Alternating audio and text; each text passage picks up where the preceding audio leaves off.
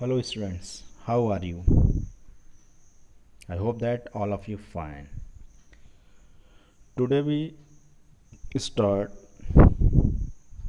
the next topic of asexual reproduction is vegetative propagation. So what it means about the vegetative propagations? In these methods, new plants are produced from the vegetative parts of plant like root, stem and leaf. Okay, means plant that is generated through the different part of the vegetative part of plant. Vegetative part कौन कौन से plant के हैं? Root है, stem and leaf है. Okay, इससे new plant का formation होता है, उसको हम कहते हैं vegetative propagation. For example, through the roots किस में होता है? आपका डहेलिया प्लांट है, स्वीट पोटैटो है. ठीक, इन दोनों प्लांट में इसके रूट के थ्रू, यदि इसके रूट को कई भाग में कट करके लगाया जाए तो उससे न्यू प्लांट का फॉर्मेशन होता है. डिफरेंट जितने पार्ट में उसको डिवाइड करेंगे उतने प्लांट का फॉर्मेशन होगा. थ्रू द स्टीम कट करके यूज़ किया जाता है मैक्सिमम प्लांट में. You see just like in case of potato, ginger, sugarcane, rose, grapes, इस सब में क्या होता है? स्टीम को कट करके यूज़ किया जाता है, उससे न्यू प्लांट का फॉर्मेशन करता है. And third one through the leaf, Bryophyllum Begonia. Bryophyllum you everyone see, आपके जो प्रेयर ग्राउंड है उसमें आपका लगा हुआ है प्लांट, देखे होंगे आपका bryophyllum leaf. On the surface you see apical notches जो लीफ के होते हैं वहाँ पर छोटे से बर्ड लाइक स्ट्रक्चर प्रेजेंट होते हैं, just like you see in the diagram. Okay, यहाँ पर आपको दिख रहा है डायग्राम में, उसके एपिकल नॉच पर छोटा सा प्लांट जैसा स्ट्रक्चर दिख रहा है. जब यह लीफ फॉल डाउन होता है तो सरफेस पर जितने भी एपिकल नॉचेज है जहाँ पर भी बर्ड प्रेजेंट है उससे न्यू प्लांट का फॉर्मेशन होता है. Plant produce by the vegetative propagation produce flower and fruits earlier than those produce from seeds. ठीक है, एक इसका इम्पॉर्टेंट है वेजिटेटिव प्रोपगेशन है वेजिटेटिव रिप्रोडक्शन का, कि इसके थ्रू जो प्लांट ग्रोथ करते हैं उसमें फ्लावर भी जल्दी बनते हैं या जल्दी आते हैं, और फ्रूट का फॉर्मेशन भी जल्दी होते हैं. और फ्रूट जल्दी बनेगा मीन्स सीड का फॉर्मेशन भी जल्दी ही होगा. It also help in the propagation of plants which do not produce seed like rose, jasmine, banana etcetera. और यह उस प्लांट के लिए बहुत इंपॉर्टेंट है जिसमें सीड का फॉर्मेशन नहीं होता. उसके थ्रू वेजिटेटिव प्रोपेगेशन के थ्रू हम प्लांट का फॉर्मेशन करते हैं. जैसे आपका रोज़ में होता है, जैस्मिन में होता है, बनाना में, इसमें सीड का फॉर्मेशन नहीं होता. तो how can they are produce या how can they are developed? Through the stem. Clear? Vegetative propagation can also be done artificially by cutting, layering and grafting. जो वेजिटेटिव रिप्रोडक्शन है यह आर्टिफिशियली भी किया जाता है. तो नेचुरल मेथड था, आर्टिफिशियली मेथड भी है जिसमें कटिंग दिया है, लेयरिंग एंड ग्राफ्टिंग. तो everyone know about the cutting process. इसमें प्लांट रूट मतलब वेजिटेटिव पार्ट को ही कट करके यूज किया जाता है. Just like in case of root की बात करें तो डहेलिया भी बताएं कि डहेलिया जितने भी रूट को जितने भी भाग में कट करके यूज़ करेंगे उसको ग्रोथ कराएंगे, लगा देंगे, वो सभी से न्यू प्लांट का फॉर्मेशन करेगा. दूसरा, आप जो रेगुलरली आपके घर में यूज़ किया जाता है वेजिटेबल, जस्ट लाइक ए परवल जो होता है उस प्लांट के भी रूट ही कट करके यूज़ किया जाता है, उसको लगाया जाता है. क्लियर?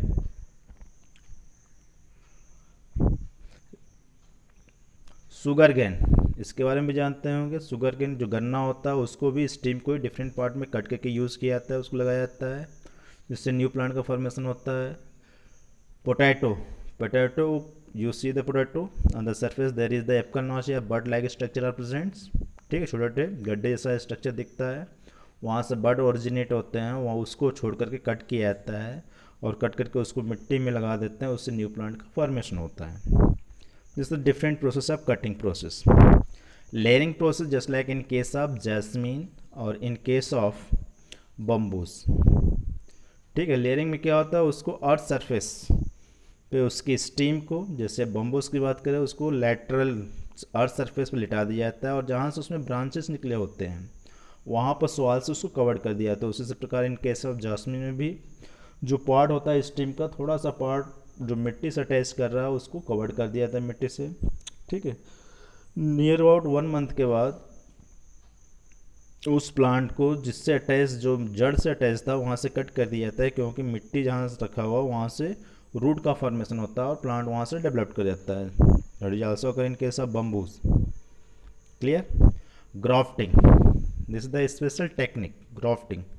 इसमें क्या होता है, इसमें दो तरह के प्लांट यूज़ करते हैं। एक होता है जो कि स्पेसिफिक प्रेजेंट होता है और जिसमें फूड प्रोडक्शन या सीड फॉर्मेशन, फ्रूट फॉर्मेशन बहुत कम होता है, लेकिन वह हर कंडीशन में सरवाइव कर सकता है, मैंने अडॉप्ट कर सकता है। लेकिन दूसरा प्लांट होता है जिसमें फ्रूट फॉर्मेशन तो बहुत ज़्यादा होता है, सीड फॉर्मेशन बहुत ज़्यादा होता है, लेकिन वह अडॉप्ट कंडीशन को नहीं कर पाता। ठीक है, तो उसको प्रिवेंट करने के लिए हम क्या करते हैं, ग्राफ्टिंग प्रोसेस का यूज़ करते हैं। मीन्स जो अच्छी क्वालिटी की स्पीसीज जिसमें प्रोडक्शन ज़्यादा है और जिसमें प्रोडक्शन कम हो रहा है लेकिन वो सस्टेनेबल है, स्टेबल है, ठीक है, इन्वायरमेंट के अगेंस्ट, क्या करते हैं, जो प्रोडक्शन ज़्यादा दे रहा है उसके स्टीम को या उसके थोड़े से पार्ट बड को कट करके इसके जो एडॉप्ट कर रहा है प्लांट हर कंडीशन में उसमें कट करके वहाँ पर हम डाल देते हैं। जो कट करके लाते हैं सायन बोलते हैं उसको हम, और होस्ट। ठीक, होस्ट जो प्लांट है जिसमें हम ट्रांसफ़र करते हैं, श्यान जहाँ जो कटा हुआ पार्ट है जो हम ले आते हैं। Okay, this is the different process of vegetative propagation. Clear. Okay, next slide है, what is the benefit of vegetative propagation. इससे क्या बेनिफिट्स है।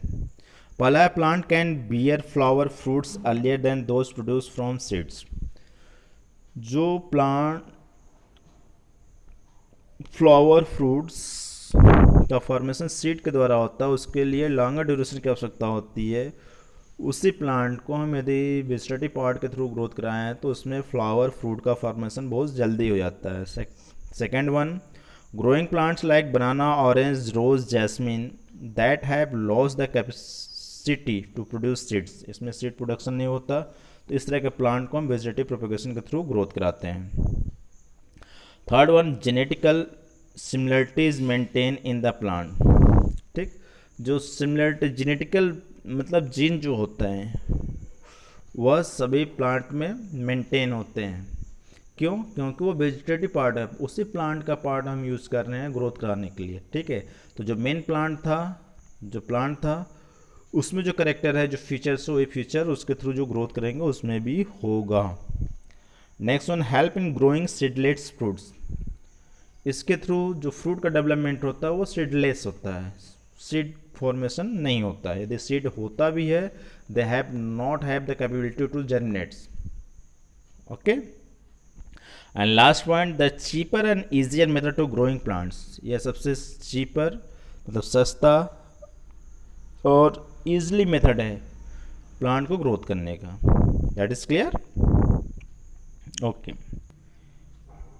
नेक्स्ट टॉपिक इसी से रिलेटेड है आपका टिश्यू कल्चर। टिश्यू कल्चर क्या है?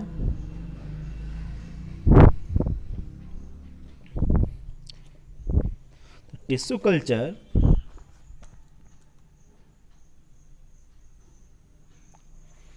the technique of developing new plant from a cell or tissue in a nutrient medium under a septic condition। ठीक है, तो टिश्यू कल्चर एक प्रोसेस है जिसमें न्यू प्लांट का डेवलप किया जाता है, फॉर्मेशन किया जाता है, किसके थ्रू? थ्रू द सेल और टिश्यू। एक न्यूट्रिएंट मीडियम प्रोवाइड करके उसमें हम ग्रोथ कराते हैं। ठीक है, और इसके लिए सुटेबल कंडीशन प्रोवाइड किया जाता है। This is the very important. तो टिश्यू कल्चर के लिए क्या क्या टेक्निक है? किस पार्ट का हम यूज़ करते हैं? लेसन।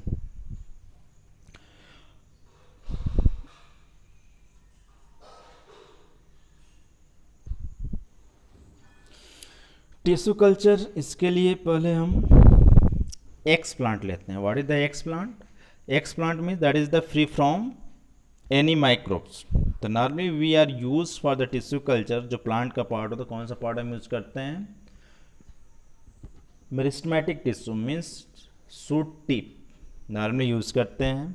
कैसे यूज़ करते हैं? पहले उसको हम ले लेते हैं, ठीक है, शूट टिप को. अगर मीडियम में, पहले वो टिप को लेकर के हम अल्कोहल से वॉश करते हैं. वो अल्कोहल से वॉश क्यों किया जाता है? If any microbes are present on the surface of lip they had killed them. ठीक है, वाटर से वॉश करते हैं. Then kept inside a agar medium, just like you see in the diagram. अगर मीडियम यहाँ दिया हुआ, पहला जो डायग्राम दिया है टेस्ट ट्यूब में, अगर लिए हैं अगर मीडियम, उसमें हम एक्स प्लांट को डाल देते हैं. ठीक है, और जो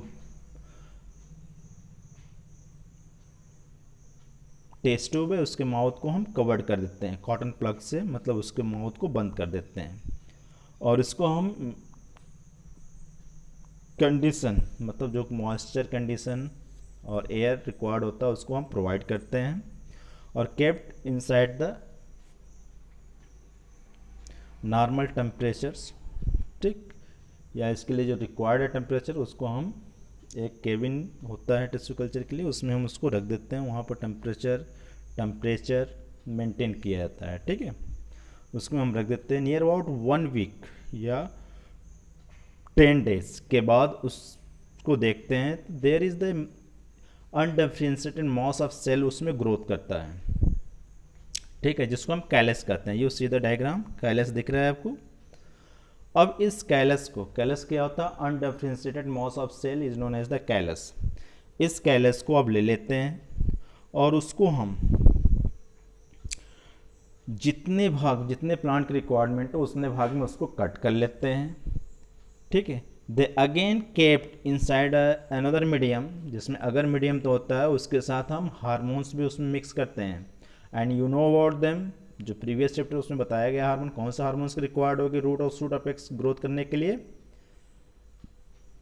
cytokinin and auxin. Auxin shoot apex के लिए होता है या शूट ग्रोथ के लिए रिस्पॉन्सिबल है, और साइटोकाइनिन रूट के लिए. तो ये दोनों हार्मोन भी इसमें ऐड कर लिया जाता है मीडियम में. देन जो कैलस के डिफरेंट पार्ट कट किए हैं उसको हम इसमें इंटर करा देते हैं. क्लियर? ओके, इसमें ग्रोथ इसमें केप्ट कर दिया था, रख दिया जाता है. देन अगेन उसी जो कल्चर मीडियम है जिसमें हम इसको ग्रोथ कराए हैं, वहाँ पर इसको फिर उसी चैम्बर में रख दिया जाता है, टिश्यू कल्चर चैम्बर में. ठीक है, और वहाँ पर ये लिक्विड मीडियम न्यूट्रिएंट होता है, तो वहाँ पे छोटे से प्लांट, एक्स प्लांट या वेरी स्मॉल प्लांट के रूप में वो ग्रोथ करता है. ठीक है, जिसमें रूट और शूट दोनों आपको दिखाई देते हैं, लेकिन उसमें ग्रोथ नहीं होते क्योंकि उसमें न्यूट्रिएंट जो प्रोवाइड किया गया है उसको उतने पे ही मेंटेन किया जाता है. और वहाँ पर जो है टेम्परेचर बहुत लो होता है, तो प्लांट पर कोई इफेक्ट नहीं पड़ता. और टिश्यू कल्चर लैब में वो इस प्रकार के जो बड़े बड़े प्लांट है उसके छोटे से प्लांट को ग्रोथ करा के रखा गया है टिश्यू कल्चर में. और उसको जब रिक्वायर्ड होते हैं उसको ट्रांसफ़र कर दिया जाता है फील्ड में, और वहाँ पर नॉर्मली ग्रोथ करता है. So this is the technique of tissue culture. उसको हम प्लांटलेट्स कहते हैं. जो स्मॉल प्लांट होता है ग्रोथ करता है टिश्यू कल्चर लैब में, उसको प्लांटलेट कहते हैं. उस प्लांटलेट को हम ट्रांसफ़र कर देते हैं मीडियम में, मीन्स फील्ड में. वो नॉर्मली ग्रोथ करता है जैसे प्लांट नॉर्मल ग्रोथ करते हैं. और इस तरह से जो प्लांट ग्रोथ करता है, that this is the disease free condition होता है इसमें. मतलब ये डिजीज़ प्लांट, इसका इंपॉर्टेंस क्या है? यदि प्लांट में कोई डिजीज़ है लेकिन वेरी इंपॉर्टेंट प्लांट है, तो उसके थ्रू हम एक्स प्लांट लेकर के उसको ग्रोथ करा देते हैं टिश्यू कल्चर मीडियम के थ्रू, और उसको हम उस प्लांट को एडॉप्ट कर लेते हैं, उसको सर्वाइव करा देते हैं. ठीक है, मतलब वो स्पीसीज एक्सटिंक्ट नहीं हो पाती. That is clear. तो टिश्यू कल्चर में डिफरेंट टर्म यूज़ किया गया, आपको क्लियर हो गया होगा. एक्स प्लांट यूज़ किए, कैलस यूज़ किए, प्लांटलेट्स यूज़ किए, और एक टर्म होता है इसमें micro propagation. You know about the micro propagation? Micro progression is the tissue culture technique in which that is developed from one cell to the thousand number of plants. एक cell या tissue से thousand number of plants का formation करते हैं, इसी को हम कहते हैं micro propagation process. So this is the different term that is use for the tissue culture. Clear? तो वेजिटेटिव प्रोपेगेशन क्या है, टिश्यू कल्चर क्या है, क्लियर हो गया होगा आपको सबको। Okay, thank you.